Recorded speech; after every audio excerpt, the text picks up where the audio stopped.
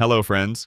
In this video, I will guide you through how to fix GTA 5 an error occurred while authenticating with Rockstar Games Services by closing the launcher, make sure it's not running in the background also.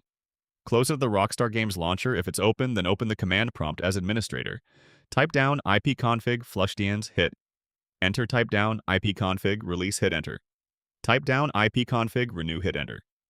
Type down netch winsock reset hit enter. Type down netch int IP reset hit enter.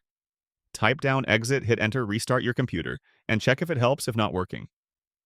Go to your browser and type down 1.1.1. Hit enter, download the Cloudflare. DNS client, choose the correct operating system, and save it on your desktop. Wait for it to fully download, open the installer, click on next install, wait for it to finish.